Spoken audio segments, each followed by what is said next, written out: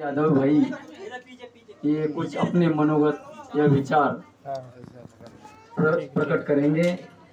आप लोग सब शांति से सुनेंगे।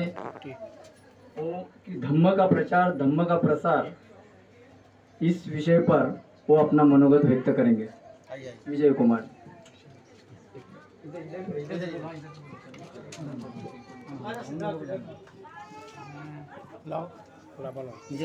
डॉक्टर विश्व रत्न बाबा साहेब अम्बेडकर आज उनकी 131वीं जयंती के उपलक्ष्य में यहाँ के सभी हमारे साथियों को जय भीम, नमो बुद्धाय। और हमारे महापुरुष जो इस मूवमेंट को जिन्होंने चलाए, उसमें सबसे पहले नाम मैं लेना चाहता हूँ जिन्होंने शिक्षा को जो है पूरे भारत में महिलाओं को और शोषित समाज को देने का काम किए।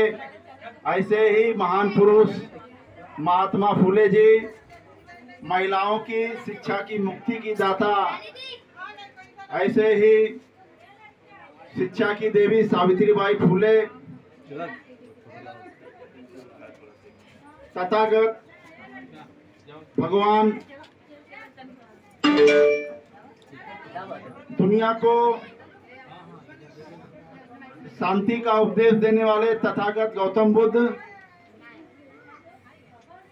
ऐसे ही पेरियार, ललई सिंह यादव, रामस्वरूप वर्मा, जगदेव प्रसाद, जिन्होंने ये जो मूवमेंट महात्मा फुले जी से चला और आज तक चलता आ रहा है। और मैं आप लोगों को ये बता देना चाहता हूँ,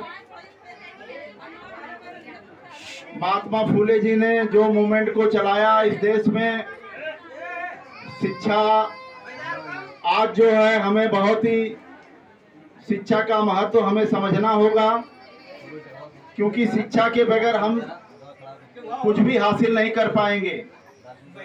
तो बाबा साहेब अम्बेडकर मऊ में 1891 में उनका मध्य प्रदेश में मऊ गांव, वहां पर उनका जन्म हुआ और वहां से वह जो है महाराष्ट्र में आए और उनके पिताजी जो है सूबेदार थे रामजी सकपाल।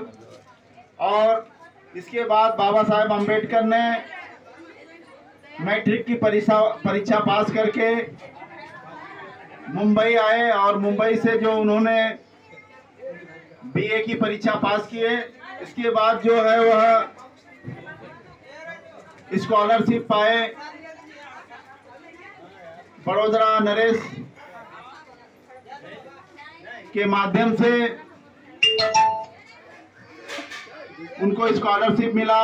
कोलंबिया यूनिवर्सिटी में उनका दाखिला हुआ और वहां से उन्होंने जो है पढ़ाई पूरी करके इसके बाद वह फिर से भारत में आए और अपने आगे की पढ़ाई पूरी करने के लिए उनके पास पैसे नहीं थे। और इसके बाद जो है साहू जी महाराज का उनको योगदान मिला। उसके बाद फिर उन्होंने अपने आगे की पढ़ाई जो है वह पूरी की और उसके बाद जो है भारत में उनको आगे बढ़ाने में सबसे बड़ा योगदान माता रमाबाई अंबेडकर का था, जिन्होंने गरीबी में रह के बीमारी के कारण उनके 4 बच्चों का देहांत हो जाता है, लेकिन उसके बाद भी बाबा साहेब अम्बेडकर को उन्होंने कभी एहसास होने नहीं दिया कि आप अपनी पढ़ाई छोड़ करके परिवार का खर्चा चलाने के लिए आप नौकरी करिए। लेकिन उन्होंने बाबा साहेब अम्बेडकर का हमेशा ही सहयोग किया और इसलिए बाबा साहेब अम्बेडकर जो है यहाँ शोषित समाज के लिए, उनके अधिकारों के लिए भारत में जो है लड़ाई लड़े। और 1931 में बाबा साहेब अम्बेडकर ने साइमन कमीशन के माध्यम से यहाँ के शोषित समाज को 2 वोट का अधिकार दिए और इस अधिकार को वह पूना पेट करार के माध्यम से गांधी जी इसे लागू होने नहीं दिए, नहीं तो आज शोषित समाज की स्थिति और बेहतर होती और राजनीति में उसकी सत्ता स्थापित होती, लेकिन ऐसा हो नहीं पाया। और उसके बाद बाबा साहेब अम्बेडकर, जब भारत 1947 में अंग्रेज यहाँ से चले गए, इसके बाद बाबा साहेब अम्बेडकर को संविधान सभा में पहुंचना था, लेकिन उनको जो है संविधान सभा में जाने के लिए बहुत सारे लोग रोक रहे थे, लेकिन उसके बाद भी बाबा साहेब अम्बेडकर ने कोशिश करके यहाँ से चुनाव लड़े, लेकिन यहाँ के लोगों ने उनको चुनाव हरा दिया। यही माटुंगा या आपका ओडाला हिंदू कॉलोनी जो है, सबसे पहला बाबा साहेब अम्बेडकर यहीं से चुनाव लड़े और वह चुनाव हार गए वह। इसके बाद बाबा साहेब अम्बेडकर को संविधान में जाना बहुत ही जरूरी था। अगर वह संविधान सभा में नहीं जाते तो यह वंचितों का जो अधिकार था यह नहीं मिल पाता। इसलिए बाबा साहेब अम्बेडकर जो है बंगाल से जोगिंदर नाथ मंडल के सहयोग से वहां से इनको संविधान सभा में जाने के लिए 5 सीटें चाहिए थी और बाबा साहेब अम्बेडकर को वहां जोगिंदर नाथ मंडल ने 7 सीटों से जितवा करके संविधान सभा में भेजे। और इसके बाद बाबा साहेब अम्बेडकर संविधान सभा में गए और संविधान सभा में जाने के बाद जो है, जो जहां से 2 जिलों से बाबा साहेब अम्बेडकर जीत करके आए थे, उस जिला को जो है बांग्लादेश, जो आज पहले वो पाकिस्तान का हिस्सा था, वह वहां पर उस क्षेत्र को डाल दिया गया। तो इसके बाद बाबा साहेब अम्बेडकर पाकिस्तान के संविधान सभा के मेंबर हो गए। लेकिन उसके बाद बाबा साहेब अम्बेडकर ने यहाँ के जो उस समय के गवर्नर जो थे माउंटबेटन, उनसे मिले और उन्होंने कहा कि मैं संविधान सभा में जाना चाहता हूं, मैं जीत कर भी आया हूं, लेकिन यह कांग्रेस के लोग जो है मुझे रोक रहे हैं, नेहरू और इनकी जो पूरी टीम है। तो माउंटबेटन ने कहा कि अगर ये संविधान बाबा साहेब अम्बेडकर नहीं बनाएंगे तो हम बनाएंगे आपके संविधान को। इसके बाद जो है यहाँ से जो है महाराष्ट्र से एक सीट खाली कराई गई और बाबा साहेब अम्बेडकर को संविधान सभा में भेजा गया। और इसके बाद जो है बाबा साहेब अम्बेडकर ड्राफ्ट कमेटी जो थी, बाबा साहेब अम्बेडकर जी वो यहाँ के ड्राफ्ट कमेटी के अध्यक्ष हुए। और इसके बाद बाबा साहेब अम्बेडकर ने बहुत ही हर एक चीज पर जो बहस होती थी संविधान सभा में, वह हर एक चीज पर बाबा साहेब अम्बेडकर जो है लड़ते थे।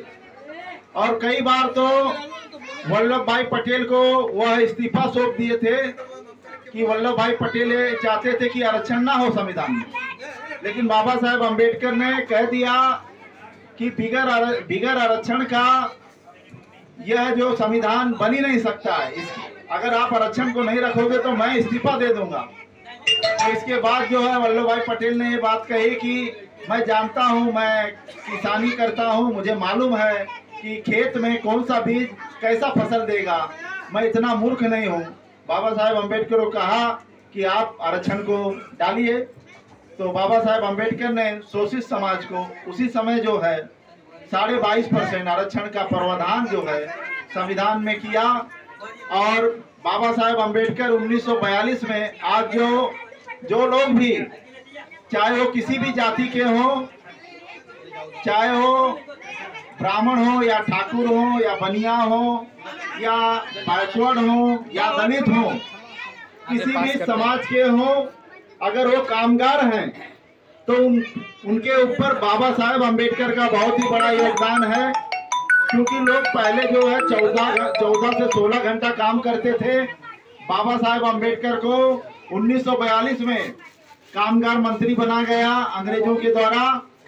और बाबा साहेब अम्बेडकर 1942 में बॉम्बे प्रिजन के कामगार मंत्री हुए और उत्तर भारत के कामगार मंत्री जो है सर छोटू राम हुए, जो जाट समुदाय के थे। और ये दोनों ने मिल करके भारत में जो एम्प्लॉय कानून है उस कानून को लागू किया। वह एम्प्लॉय कानून ये है कि पहला लोग 16 घंटा काम करते थे, संडे को भी छुट्टी नहीं थी, लोगों को पीएफ, फंड, सर्विस, मेडिकल कोई भी सुविधा नहीं थी। और इसके लिए दोस्तों बाबा साहब अम्बेडकर का सारे कामगार, पूरे भारत में जितने भी कामगार हैं उनको बाबा साहब की जयंती मनानी चाहिए, क्योंकि बाबा साहब अम्बेडकर अगर नहीं होते तो ये कामगार जो ये एम्प्लॉय कानून है ये लागू नहीं हो पाता। 1942 में अंग्रेजों से लड़ करके इस कानून को लागू किया कि 8 घंटा duty, PF, fund, service, medical, और जितने भी मिल में काम करने वाले लोग, जितने भी सरकारी काम करने वाले लोग आज जो भी स्थिति में अपने बच्चों को पढ़ा लिखा के डॉक्टर, इंजीनियर या कुछ भी बनाए हैं, तो इसमें सबसे बड़ा योगदान बाबा साहेब अम्बेडकर और सर छोटू राम का है। अगर वह कामगारों के लिए है नीति लागू नहीं करते तो कामगारों की स्थिति आज बद से बदतर होती। तो सारे कामगारों को मिल करके बाबा साहेब अम्बेडकर को ये जो सारे लोगों को मिल करके